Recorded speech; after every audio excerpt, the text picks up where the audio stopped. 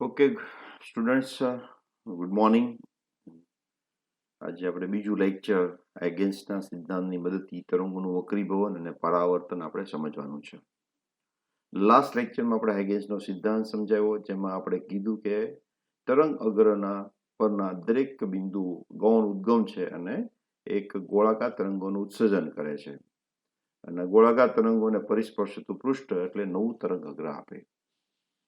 તો એનો જ ઉપયોગ કરીને આપણે વક્રીભવનની ઘટના સમજવાની છે, એ પછી પરાવર્તનની ઘટના સમજવાની છે, જે આપણે આગલા ચેપ્ટરમાં સમજેલા છે ઓલરેડી.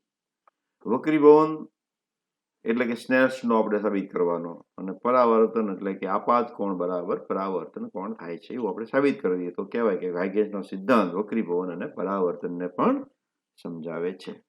ઓકે, તો એ માટે આપણે સમતલ તરંગ અગ્રનો ઉપયોગ કરીએ. પહેલા હું વાત કરીશ વક્રીભવન. તો એ માટે એક આપણે સપાટી લઈએ છીએ, સોરી સપાટી તો નહીં પણ બે માધ્યમને જુદી પાડતી બાઉન્ડ્રી છે. અહીંયા માધ્યમ 1 છે, માધ્યમ 1, અને આ છે માધ્યમ 2. તો માધ્યમ 1 અને માધ્યમ 2 ને છૂટી પાડતી એક આ સપાટી છે, બરાબર. માધ્યમ 1 માં પ્રકાશનો વેગ v1 અને માધ્યમ 2 માં પ્રકાશનો વેગ બરાબર v2 છે, બરાબર. હવે એના પર એક સમતલ તરંગ અગ્ર આપાત થાય છે. આ સમતલ તરંગ અગ્ર છે, માની લઈએ. એને આપણે નામ આપી દઈએ AB. તો AB એ સમતલ તરંગ અગ્ર છે,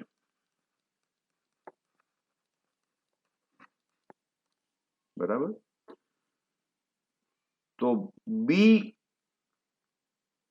આ પ્રકાશનો વેગ આ બાજુ છે, એટલે આ જ્યારે અહીંયા આગળ આવે, હંમેશા આપણે જાણીએ છીએ કે પ્રકાશ કઈ દિશામાં ગતિ કરે, તો કે સમતલ કોઈ પણ તરંગ અગ્રને લંબ, એટલે તરંગ અગ્રને લંબ અહીંયા પહોંચ્યો એમ માની લઈએ. B લંબ છે. તો બી સી હું નામ આપી દઉં. તો BC બરાબર કેટલા થશે, તો કે વેલોસિટી ઇન્ટુ ધારો કે સમય લીધો છે ટાઉ, તો BC બરાબર v ટાઉ થાય. હવે આ જ્યારે પ્રકાશ અહીંયાથી અહીંયા પહોંચે ત્યારે એ માંથી મારે પ્રકાશ ક્યાં પહોંચ્યો છે માધ્યમ 2 માં, તો એને હું લઉં લંબ જ લેવું પડશે મારે. આ લંબ લીધું, અને આપણે માની લઈએ કે બીજાનો વેગ નાનો છે, v2 is less than v1 છે. આપણે પહેલા એની ચર્ચા કરશું. v2 is less than v1 માટે, એટલે કે આ પાતળું માધ્યમ છે અને આ ઘટ માધ્યમ છે. તમને યાદ આવી ગયું છે, ઘટ એટલે વક્રીભવનાંક વધારે, જ્યાં આગળ વેગ ઓછો હોય. તો એને હું નામ આપી દઉં CD. તો CD બરાબર સોરી AD બરાબર કેટલા થશે, તો કે v2t, કારણ કે v2 વેલોસિટી છે બીજા માધ્યમમાં અને સમય લીધો છે ટાઉ, બરાબર. તો આ બિંદુ જે છે એને C અને D બિંદુ એ સમાન કળામાં હશે. C અને D સમાન કળામાં હશે. તો એને જોડતી હું એક લાઈન લઈ લઉં, આ લીધીને, બરાબર. તો DE એ નવું તરંગ અગ્ર કહેવાય, સોરી CD નવું તરંગ અગ્ર બને છે. CD એ ટાઉ સમય બાદનું તરંગ અગ્ર છે, બરાબર છે. હવે આપણને એમ થાય બાકીનાનું શું થયું છે, તો એ ખાલી ચર્ચા પૂરતી વાત કરું છું કે આમાંથી નીકળતું તરંગ અગ્ર અહીંયા જ્યારે પહોંચે, ત્યાં અહીંયાથી નીકળતું તરંગ અગ્ર, આમાંથી નીકળતો પ્રકાશ અહીંયા જ્યારે પહોંચે, અહીંયાથી અહીંયા આગળ પહોંચે, તો ધીમે ધીમે આપણે વિચારીએ કે આ જ્યારે અહીંયા પહોંચ્યું, તો આ અહીંયા પહોંચ્યું છે, આ અહીંયા પહોંચ્યું છે, આ અહીંયા પહોંચ્યું છે. તો આમાંથી નીકળેલું અહીં આવી ગયું છે, અહીંયાથી નીકળેલું અહીં આવી ગયું છે, અહીંયાથી નીકળેલું અહીં આવી ગયું છે. ખબર પડી? આ અહીંયાથી અહીંયા પહોંચ્યું, આ અહીંયાથી અહીંયા પહોંચ્યું, આ અહીંયાથી અહીંયા પહોંચ્યું. તો આવી રીતે આપણે સમજાવી શકીએ. તો આ એક તરંગ અગ્ર ડીસી બની જશે. તો ડીસી પરના દરેક બિંદુઓ કેવા છે? સમાન કળામાં જશે. જેવી રીતે એબી ઉપરના બધા બિંદુઓ એ થી ડી પહોંચ્યું, બી થી સી, તો આ અહીંયા પહોંચ્યું હોય આ રીતે. એટલે બધા કેવા છે? સમાન કળામાં હશે. હવે આપણે આપણે ભૂમિતિનો ઉપયોગ કરીએ. અહીંયા ખૂણાને હું આઈ કહી દઉં છું, અહીંયા ખૂણાને હું આર કહી દઉં છું. તો આપણે લખી શકીએ કે ત્રિકોણ આપણી પાસે બે બની ગયા છે. તો હું એમ લઉં ત્રિકોણ એબીસી માટે શું લખી શકાય? તો કે સાઇન આઈ બરાબર સામેની બાજુ એટલે કે બીસી ભાગ્યા એસી તથા સાઇન આર બરાબર શું થશે? સાઇન આર એટલે સામેની બાજુ એડી ભાગ્યા એસી. બીસી એટલે શું? તો આપણે અહીંયા જોયું છે V1 ટાઉ અપોન એસી અને એડી બરાબર શું લીધું છે આપણે? તો કે V2 ટી ટાઉ અપોન એસી. તો હું આવું લખી શકું sign I upon sign R હું કરું તો શું થશે? આ ભાગ્યા આ થશે, આને હું 1 કહું અને આને હું 2 કહું. તો 1 ભાગ્યા 2 કરશું તો એસી એસી ઉડી જશે, તો આપણી પાસે આવશે V1 અપોન V2. ખબર પડી? તો આપણે એવું લખી શકીએ V1 upon V2, V1 upon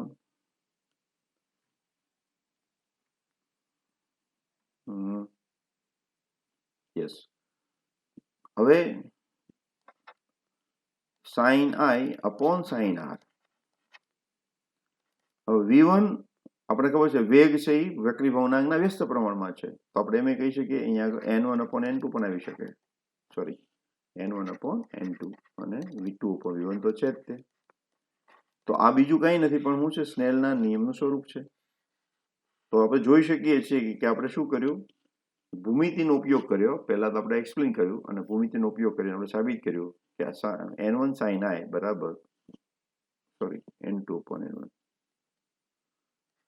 N2 upon N1 અને અહીંયા V1 upon V2 જે છે એ V1 upon V2. તો N1 sin I બરાબર N2 sin I જે સ્નેલનો નિયમ છે એ સાબિત થાય છે. તો એમ કહી શકાય કે હાઇજેન્સના સિદ્ધાંતની મદદથી આપણે વક્રી ભવનાંક સમજાવી શકીએ. અત્યારે આપણે કન્ડિશન કે લીધી છે? તો આપણે કન્ડિશન લીધી V2 લેસ ધેન V1. હવે જો V2 ગ્રેટર ધેન V1 હોત તો શું થાત? તો આપણે તારણીમાં કોઈ ફેર નથી પડવાનો. જે કાંઈ ફેરફાર કરવાનો છે આકૃતિમાં ફેરફાર કરવાનો છે. હું તમને આ સાથે એટલા માટે રાખવા માંગુ છું કે જેથી કરીને સમજવામાં સરળતા પડે.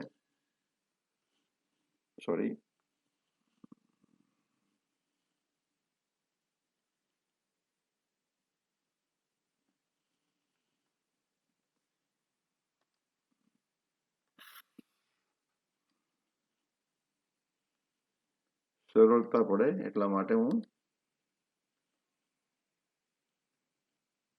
આવી ગયું. હવે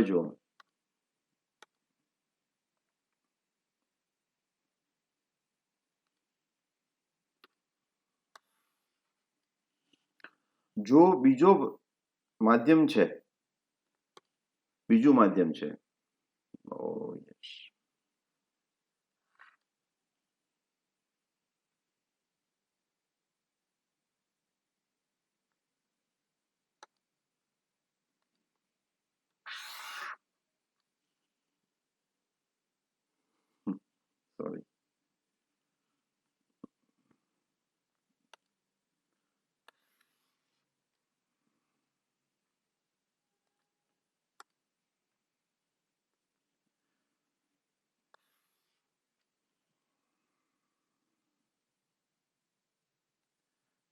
ઓકે, જો અહીંયા આગળ માધ્યમ આ મારું પાતળું હોત, અહીંયા ઘટ હોત. જો માધ્યમ 2 પાતળું હોય અને માધ્યમ 1 ઘટ હોય તો શું થશે? તો આપણે એમ લખીએ V1 is less than V2 થાય. તો હવે જે આ પ્રકાશ અહીંયા ગયો એની બદલે આ જે અંતર છે બીસી એની કરતા વધારે અંતર કાપવું પડે. તો વધારે અંતર કાપવું હોય તો હું હવે રેડ લાઇનની મદદથી તમને સમજો. આ લાઇનની જરૂર નથી પણ હું હવે લાંબુ અંતર કાપશે. કોની કરતા બીસી કરતા મોટું કાપવાનું. તો હવે આ ને આ બે પોઈન્ટ કેવા હશે? સમાનતળામાં હશે. આવું થશે. બરાબર છે. આ તમારો ડી બની જશે. બીજો કોઈ ફેર પડવાનો નથી. હવે એડી બરાબર V2T થશે. જે આગળનું છે એમનું એમ જ રહેશે. બીસી બરાબર V1T અને એડી બરાબર V2T. આગળનું ડેરિવેશન છે એનું એ જ રહેશે. પરંતુ આજે અંતર બીસી હતું એની કરતા એડી મોટું થઈ જશે. મારે મોટું થોડું કરવાનું હતું. કાંઈ વાંધો નહીં, હાલશે. આ ખૂણો ખરેખર 90 બનશે. આ ખૂણો ખરેખર કેવો બનશે? 90. મારા દોરોમાં થોડી મિસ્ટેક છે. હવે જો આને લંબ હું દોરું, હવે ડીસી ને લંબ આ મારો પ્રકાશના કિરણની દિશા થઈ ગઈ. અને પહેલા કઈ દિશા હતી? આ હતી. બરાબર છે. હવે તમે જુઓ,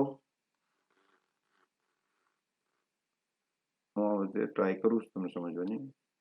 તો અહીંયા તમે જો આ ખૂણો અને આ ખૂણો હું લઉં, બરાબર, તો આ ખૂણો કરતા ખૂણો મોટો બને છે. અને આપણે જાણીએ છીએ જ્યારે પાતળા માધ્યમમાંથી ઘટ્ટ માધ્યમમાં જાય તો ખૂણો નાનો બને, અને પાતળા માધ્યમમાંથી ઘટ્ટમાં જાય તો પાતળામાંથી ઘટ્ટમાં જાય તો ખૂણો નાનો બને, અને ઘટ્ટમાંથી પાતળામાં જાય તો મોટો બને. અત્યારે આપણે આને શું કીધું છે? પાતળું કીધું છે, લાલ લાઈન માટે. અને આને શું કીધું છે? ઘટ. તો ઘટમાંથી પાતળો બન્યો એટલે ખૂણો કેવો બનશે? મોટો. આ ખૂણા કરતા આ ખૂણો મોટો બન્યો. ખબર પડી? તો ઘટમાંથી પાતળામાં જાય કે પાતળામાંથી ઘટમાં જાય, કોઈ પણ કિસ્સો હોય એમાં હાઇગેન્સના સિદ્ધાંતની મદદથી આપણે સમજાવી શકીએ છીએ. આવું સાબિત થયું. બરાબર. તો આ એક વાત થઈ વક્રીભવનની. હવે જે આપણે વાત કરવાની છે પરાવર્તનની. તો એ માટે પરાવર્તનની ઘટના આપણે સમજાવીએ. પરાવર્તનની ઘટના આપણે સમજવાની છે. તો એ માટે હું પરાવર્તક સપાટી લઈશ. તો આ વગર પરાવર્તક સપાટી છે, આની જેમ જ એ બી પરાવર્તક સપાટી છે. પરાવર્તક સપાટી છે એટલે આપણે જાણીએ છીએ પ્રકાશ એમાંથી પસાર થવાનો નથી, મૂળ માધ્યમમાં પરત ફરવાનો છે. જ્યાંથી આપાત થાય છે એ જ માધ્યમમાં પરત ફરે તો જ પરાવર્તન થયું કહેવાય. બરાબર. તો એના ઉપર એક પ્રકાશ જે સમતલ તરંગ અગ્ર છે એ બી પરાવર્તક સપાટી,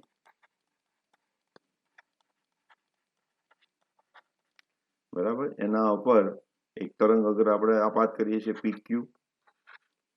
તો PQ એ સમતલ તરંગ અગ્ર છે.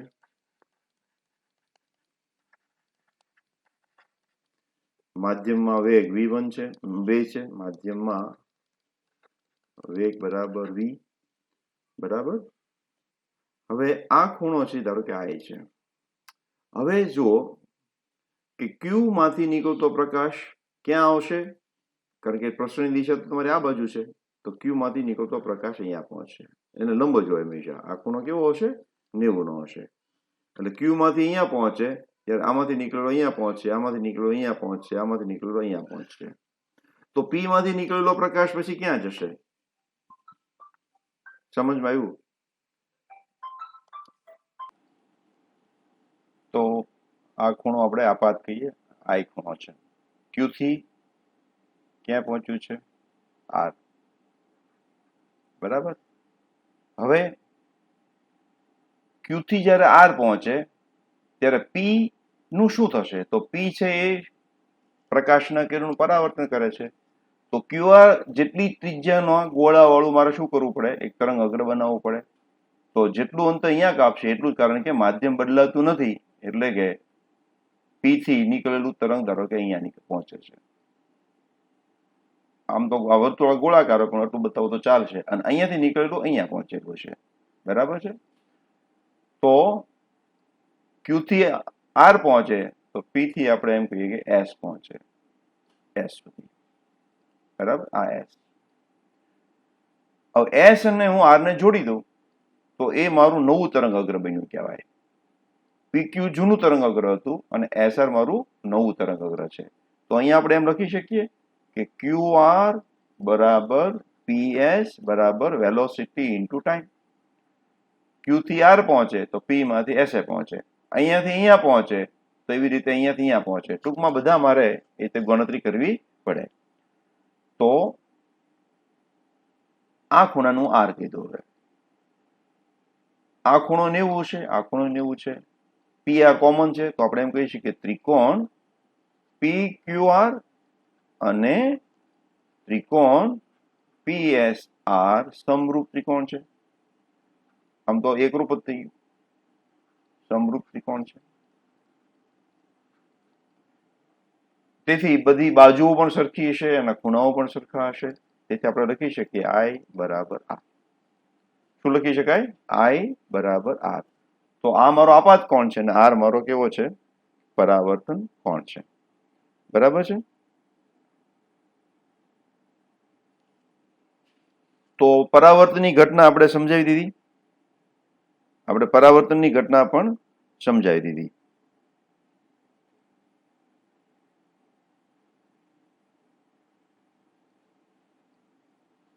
તો એનો આપણે સહારો કોનો લીધો? તો કે હાઇગેનના સિદ્ધાંતનો લીધો. એમાં આપણે તરંગ અગ્રનો ઉપયોગ કર્યો. તરંગ અગ્ર છે. તો પરાવર્તનની ઘટના અને વક્રીભવનની ઘટના આપણે હાઇગેન્સના સિદ્ધાંતથી સમજાવી શકીએ છીએ. હવે આ બધી ઘટનાઓ આમ તો ધારો કે પ્રિઝમ દ્વારા વક્રીભવન મારે સમજવું છે, તો હું એક તમને સમજાવું, પછી આપણે શોર્ટકટ અપનાવશું. આ મારો પ્રિઝમ છે અને એની ઉપર તરંગ અગ્ર આપાત થાય છે, સમતલ તરંગ અગ્ર આપાત થાય છે. એટલે પ્રકાશનું કિરણ ધારો કે આવ્યું, આ પ્રકાશનું કિરણ છે અને આ શું છે? સમતલ તરંગ અગ્ર છે. એને લંબ છે. આવી રીતે અથડાણું અહીંયા આગળ. હવે સાંભળજો.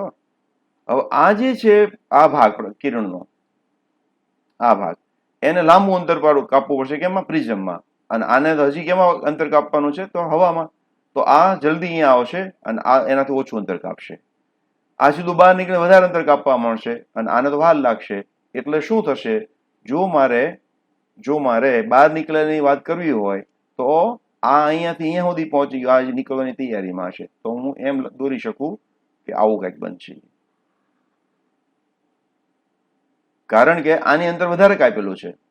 શા માટે? એનો વેગ વધારે છે અને અહીંયા અંતર ઓછું કપાયેલું છે. એટલે આની કરતા આ અંતર વધારે હોય. આવી રીતે આગળ જશે. તો શા માટે પ્રકાશનું કિરણ પ્રિઝમમાંથી પસાર થાય અને વાંકું વળે છે? તો આ એનું રીઝન છે. આમ થશે. બરાબર. અને આવી રીતે. તો આ મેઇન એનું રીઝન છે કે તરંગ અગ્ર જે બનવાના હોય છે, સમાન કળામાં હોય એ બિંદુને જોડીએ એટલે શું બને? તરંગ અગ્ર બને. તો આ બધા બિંદુઓ છે સમાન કળામાં હશે, આ બધા બિંદુઓ સમાન કળામાં હશે, આ બધા બિંદુઓ સમાન કળામાં હશે. તો સમાન કળામાં હોય બિંદુને જોડીએ એ તરંગ અગ્ર બની જાય અને એને દોરેલો લંબ એટલે પ્રકાશનું કિરણ કહેવાય. તો આ આપણું પ્રકાશનું કિરણ બની ગયું. તો આપણે દોરીએ છીએ ને પ્રિઝમમાંથી પસાર થાય તો આવું બને છે. તો એનું કારણ આ છે. હવે કોઈ પણ તમને ડિવાઇસ આપી હોય તો એના તરંગ અગ્રનો આકાર કેવો હશે એને માટે હું તમને શોર્ટમાં વાત કરી દઉં. કે ધારો કે અમારી પાસે લેન્સ છે અને લેન્સ ઉપર સમાંતર કિરણો આપાત થાય છે. તો આપણને ખબર સમાંતર કિરણો આપાત થાય તો ફોકસ ક્યાં થશે? તો કે એની કેન્દ્ર લંબાઈ પાસે ફોકસ થશે. તો એની કેન્દ્ર લંબાઈ ધારો કે અહીંયા છે, અહીંયા છે. બરાબર. સોરી, કઈ રીતે તરંગ અગ્રનો આકાર બદલાય એ આપણે જોવું છે. આવી રીતે. હવે પહેલા મારે રેખાકૃતિ દોરી, કિરણની આકૃતિ દોરી નાખવાની. હવે મારે તરંગ અગ્રો બનાવવાના. તો આનું તરંગ અગ્ર કેવું છે? આને લંબ. આ મારું તરંગ અગ્ર છે, આ મારું તરંગ અગ્ર છે. તો આને મારે તરંગ અગ્રને લંબ બનાવવું તો શું કરવું પડશે? તો વર્તુળ દોરવા પડશે. આવા દોરવા પડશે ને આવા. તો આવા આકારના તરંગ અગ્રોમાંથી કેવા બની જશે? આવા બની જશે. તો આવા પ્રશ્નો પૂછાતા હોય છે કે સમતલ તરંગ અગ્ર લેન્સ ઉપર આપાત થાય, કઈ બહિર્ગોળ લેન્સ છે, તો એના હવે તરંગ અગ્રનો આકાર કેવો બનશે? તો આવો આકાર બનશે. પેલા આપણે શું કિરણો દોરી નાખવાના, રે ડાયાગ્રામ, અને એ દોર્યા પછી મારે તરંગ અગ્રો દોરવાના અને ઓટોમેટિકલી તમારી શેપ બની જશે. હજી ધારો કે એક હું ઉદાહરણ આપું કે મારી પાસે અંતર્ગોળ લેન્સ છે. ફોર એક્ઝામ્પલ હું લઉં અંતર્ગોળ લેન્સ.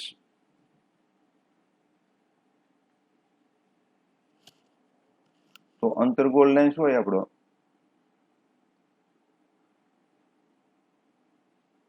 આવી રીતે, અને એની ઉપર સમતલ કિરણો સમાંતર કિરણો આપાત થાય છે. તો સમાંતર કિરણો આપાત થાય એટલે શું થાય છે? એ અહીંયા આગળ આપણને ભેગા થતા દેખાય અને કિરણો આમ જતા રહેશે આવી રીતે. બરાબર. હવે આ મારું શું છે? સમતલ તરંગાગ્ર છે. હવે આને લંબ મારે દોરવાના, એટલે આવી રીતે મારા નવા તરંગાગ્રો બનશે. તો કોઈ પણ હોય, કોઈ પણ ડિવાઇસ, પછી પ્રિઝમ હોય, લેન્સ હોય, મિરર હોય, ગમે તે હોય, તો પહેલા મારે શું કરવાનું? કિરણ દોરવાના. કિરણોને લંબ મારે શું દોરવાનું? તરંગાગ્રો દોરવાના. એટલે ઓટોમેટિકલી આપણને આકાર મળી જશે કે તરંગાગ્રનો આકાર કેવો હશે. સ્વાધ્યાયનો જ આપણો દાખલો છે. 589 તરંગલંબાઈ ધરાવતો એકરંગી પ્રકાશ હવામાંથી પાણીની સપાટી પર આપાત થાય છે. તો પરાવર્તિત વક્રીભૂત પ્રકાશની તરંગલંબાઈ, આવૃત્તિ અને ઝડપ કેટલી છે? પાણીનો વક્રીભૂત આપેલો છે. તો જ્યારે એક માધ્યમમાંથી જ્યારે પ્રકાશ એક માધ્યમમાંથી પારદર્શક હોવું જોઈએ, બીજા માધ્યમમાં પ્રવેશે ત્યારે આવૃત્તિ ન બદલાય, કારણ કે આવૃત્તિ ઉદ્ગમ માટેનો ઉદ્ગમ પર આધાર રાખે. તરંગ લંબાઈ બદલાય, વેગ તો કે બદલાય, તીવ્રતા તો કે બદલાય, એટલે કે કંપ વિસ્તાર. બરાબર. તો કેટલી લેમડા થઈ જાય? તો કે આપણે જાણીએ છીએ કે λ1 n1 બરાબર λ2 n2. તો λ2 કેટલું થઈ જશે? તો કે n1 λ1 upon n2. પ્રકાશ કેમાંથી કેમાં જાય છે? તો હવામાંથી જાય છે. તો આને હું એક કહીશ. λ1 મારું કેટલું છે? 589 નેનોમીટર છે, ડિવાઈડ બાય 1.33. આજે હું કરીશ, એ મારો જવાબ આવશે. વેગ મારો કેટલો થશે? તો આ મુજબ વધશે, v1 n1 બરાબર v2 n2. એના પરથી મારો v2 આવી જશે, એ પણ આની જેમ જ ગણતરી થશે. વેગ મારો કેટલો હોય પ્રકાશનો? તો કે 3 × 10⁸ મીટર પ્રતિ સેકન્ડ, એ આપણે જાણીએ છીએ, ડિવાઈડ બાય 1.33. તો એ મારો પ્રકાશનો વેગ આવી જાય. બરાબર છે. તીવ્રતાની ગણતરીની વાત નથી. તીવ્રતા જે છે વક્રી વળાંક ઉપર આધાર રાખે નહીં. એ માધ્યમની આપણે કહીએ ને કે એની ટ્રાન્સપરન્સી કેટલી છે, પારદર્શકતા કેટલી છે એના પર આધાર રાખે. એટલે આની ગણતરી બી આપણે નથી કરવાની, અને આવૃત્તિ બદલાવાની નથી. આવૃત્તિ આપણે ગણતરી કરી શકીએ. આવૃત્તિ કેટલી થાય? f બરાબર v/λ. f બરાબર v/λ નથી, આપણે આવૃત્તિ ગણી શકીએ. v એટલે વેગ અને λ એટલે તરંગ લંબાઈ. પરાવર્તન થાય જ્યારે, તો જ્યારે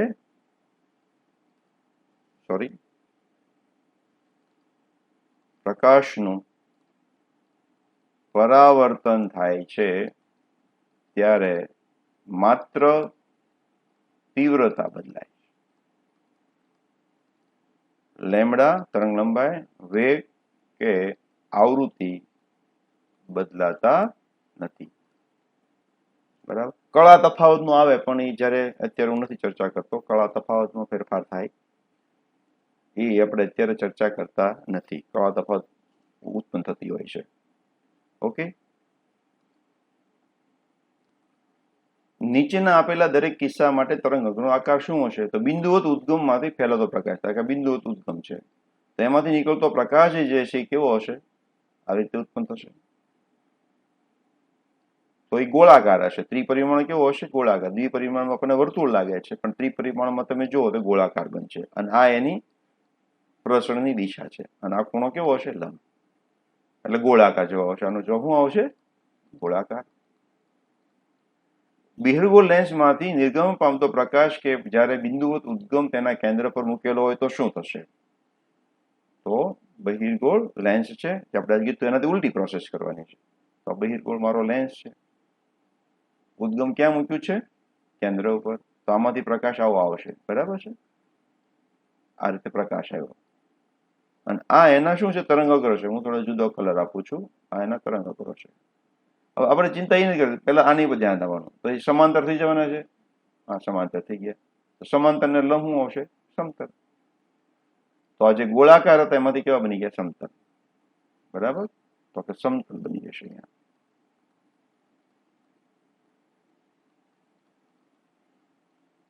છે દૂર રહેલા તારાના પ્રકાશના તરંગ અગ્રનો પૃથ્વી દ્વારા અંતરાતો ભાગ.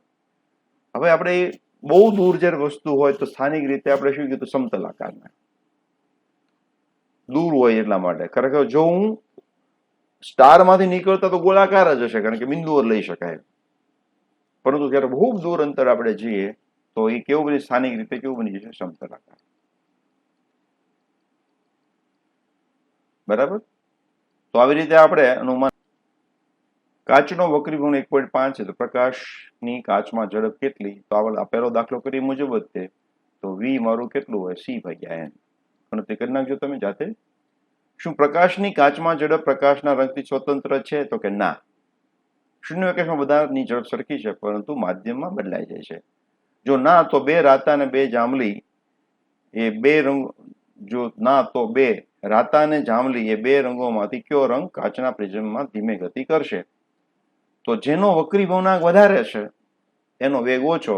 તો આપણે જાણીએ છીએ કે લાલ રંગનો વક્રીભવનાંક અને વાયોલેટ કલરનો વક્રીભવનાંક એનું ગણતરી કરું ધ્યાનમાં લઉં તો આ નાનું છે ના મોટું છે. તો velocity of red is greater than velocity of violet. લાલ રંગનો વક્રીભવનાંક ઓછો છે, વાયોલેટનો વધારે છે. એટલે લાલ રંગનો વેગ વધારે છે, વાયોલેટનો ઓછો છે. બરાબર છે.